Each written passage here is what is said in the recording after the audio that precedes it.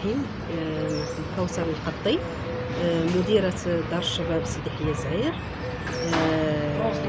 اليوم صبيحة هذا الأحد نحتفل بخريجي نادي الإعلاميات بدار الشباب سيدي حيا زعير اللي استفادوا من دورة تكوينية في مجال الإعلاميات في مجموعة من التخصصات. هذا التكوين اللي دام مدة 3 أشهر، وفي خلال هذه الدورة الثالثة في الموسم 2022-2023. بالنسبة لنادي الإعلاميات فهو منضوي تحت لواء جمعية شباب الخير بشراكة مع دار الشباب سيدي حيا زعير، وتحت إشراف المديرية الإقليمية لقطاع الشباب بصخيرات تمارا. فجل المنخرطين يعني يجتازوا مجموعة من المراحل، من بينها امتحانات التي تبين مدى استفادتهم في هذا المجال. هناك أيضا منخرطين الذين استفادوا من دورات سابقة في الموسم الفارط، وحاليا يعني بدأوا رغبتهم أنهم يواصلوا التكوين للمزيد من المعلومات ولتعميق مداركهم ومعارفهم في مجال المعلومات الإعلاميات الذي أصبح السائد أو هو مجال العصر الحديث. فتنتمنى لهم التوفيق والنجاح، ويواصلوا ويزيدوا يبحثوا أكثر. هذه كانت نادي الإعلاميات كخطوة أولى في هذا المجال، ويواصلوا يبحثوا عبر التكوين الذاتي في مجال الإعلاميات. أيضا أغتني بهذه المناسبة لشكر جميع الأطر المساهمة والمشرفة على هذا النشاط، لا من ناحية التأطير والإشراف على النادي ولا من ناحية المساهمة في إحياء هذا الاحتفاء. كما أود شكركم انتم جريدة منبر بريس، فتشكركم جزيل الشكر للمساهمة في هذا النشاط، وجميع الإعلاميين والصحفيين اللي حاضرين معنا. السلام عليكم. كنشكر جريدة منبر بريس على هذه التغطية اللي جات في هذا الحدث هذا والتسويق ديال الشواهد الإعلاميات. أنا متطوع في جمعية شباب الخير وعضو في هذه الجمعية هذه اللي كتشتغل أزيد من 7 سنوات، من 2012 تقريبا، دابا 11 سنة في الجمعية هذه. وحنا كنشتغلوا في كل ما هو تربوي وثقافي ورياضي. الفكرة هذه ديال الإعلاميات حنا كنا كنديروها قبل ملي كانت شركة ديال ديل دايرة واحد الشراكة مع الوزارة، كندير معاهم شراكة. كنشوفوا هاد الحواسيب ديال الشركة ديال ديل، الوزارة عاطيها المقر، وحنا كجمعية عندنا واحد الفضاء اللي موفرة لنا الوزارة. كنشكروا على هاد المقرات، على دور الشباب اللي فرضوه علينا كدولة، اللي كتوفر للشباب فين يشتغلوا، فين اللي عنده شي موهبة ولا اللي عنده شي عمل تطوعي كيلقى الفضاء فين ينشط. وكنشكروا كذلك حتى الأطر اللي كاينين من المديرة والمدراء السابقين اللي دازوا في هذه المؤسسة ديال دار الشباب سيدي حيا زعير، وفروا من واحد الجهد صراحة.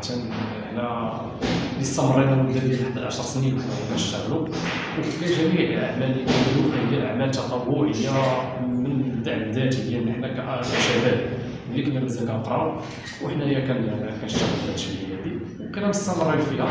ودابا آخر يعني تقريبا النشاط اللي هو باقي مستمر بزاف هو الإعلاميات.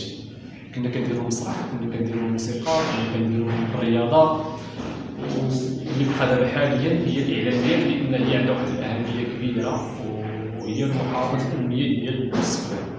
حنا كنوجدوا الشباب اللي كيقراو في الليسي أو الموظفين أو الأطر اللي في شي إدارات وحدين أخرين كيحتاجوا الجهد والتكسير. كما كنعرفوا حنا الإدارات في المغرب غادا في واحد التطور اللي هو سريع بزاف، لأن دابا داك الإدارة الكلاسيكية ما غاداش تبقى. دابا يعني كيعتمد على كل ما هو تكنولوجي، كل ما هو إعلامي. فلهذا حنا دابا طورنا منا نوفروا الناس اللي ما عندهمش إمكانيات باش أنهم يقراو الإعلاميات.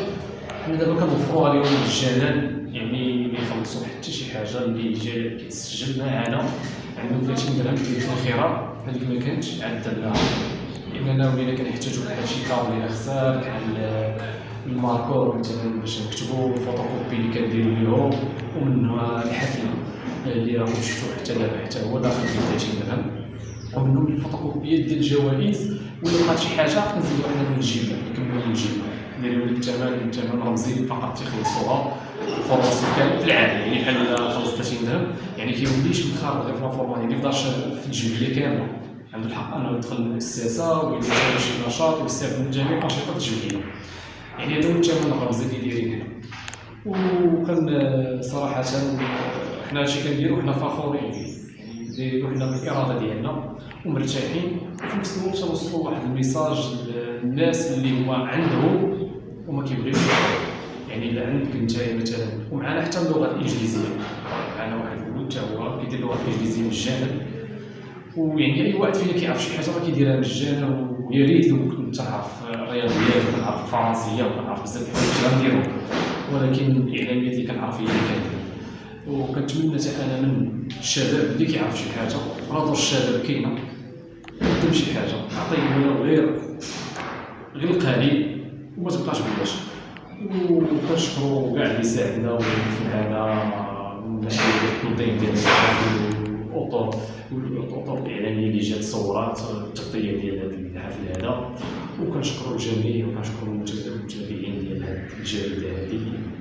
والسلام عليكم. الرحيم، معكم ربيع حميدوش، اطار دار الشباب سيدي يحيى زهير تحت اشراف المديريه الاقليميه الصغيره التماره.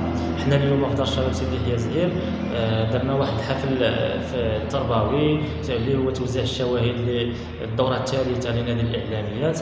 بعد ما شفتوا معنا الدوره الاولى والدوره الثانيه، حنا اليوم في توزيع شواهد الدوره الثالثه. هذا النادي اللي منضوي تحت جمعيه شباب الخير وبشراكه مع دار الشباب سيدي يحيى زهير، اللي تبارك الله ان الفكره ديالو بغينا هاد الناس خصوصا تمسنا تماره الصخيرات وبخصوص سيدي يحيى زهير والمناطق المجاوره يستافدوا من هذا التكوين اللي هو ولا محوري، ولا تحت ان المملكه المغربيه كتركز على الرقمنه والتوجه في الطرح هذا اللي خاص بالتكنولوجيا بصفه عامه. الحمد لله كنلاحظوا ان المستفيدين كيستافدوا وراضين عن النتائج. حنا ماشي هذه هي الدوره الاخيره، مازال مرحله رابعه حنا بصدد التوجيه لها والانطلاق ان شاء الله في الايام القليله القادمه. الفكره ان كانت مطروحه سابقا من عند اصحاب الجمعيه او اطر الجمعيه شباب الخير. الحمد لله زكينا الطرح وما علينا الا نكونوا يد واحده ونستافدوا كاملين. والمهم هو او الهدف هو الوليدات ولا الشباب يستافدوا ما امكن من هذا النادي اللي هو صراحه فيه مؤطرين اكفاء وكيتميز بالتنظيم والسلاسه، وكنحترموا الضوابط ديالو كاننا في مؤسسه تعليميه واخا حنا حتى مؤسسه هي دوله تربويه. كنحرصوا على الغياب، كنحرصوا على كل شيء، يعني كل حاجه اللي ما يغفل عليها الانسان كنطرقوا ليها. والحمد لله راه كنتمناو نستمروا في هذا الطرح. واللي مهم هو ان النادي كيتقدم بالمجان، لا من طرف الجمعيه ولا من طرفنا كاداره حتى حنا كنخدموا بالمجان. فمن خلال هذا التصريح هذا اللي كنشكركم عليه جريده منبر بريس، فكنقول لهاد الشباب اللي في سيدي يحيى او تامسنا او المناطق المجاوره اللي عنده شي موهبه او كيتقن شي حاجه او كيقوم مثلا بدعم واحد احدى المواد الدراسيه التعليميه او مسرح تنشيط ترفيه، كيقوم بشي حاجه وبغى يتطوع، فالف مرحبا به. دار الشباب مفتوحه فاتحه الابواب ديالها باحترام التوقيت الرسمي ديال المديريه الاقليميه.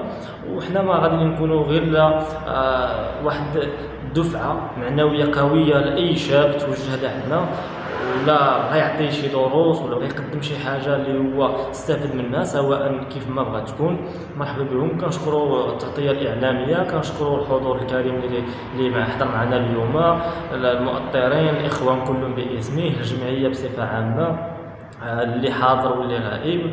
وكنشكركم نتوما كصحفيين، تبارك الله عليكم، وشكرا لكم على المجيء ديالكم. وشكرا، نتمنى نكونوا عند حسن الظن وخفيف الظل عندكم ان شاء الله. شكرا لك.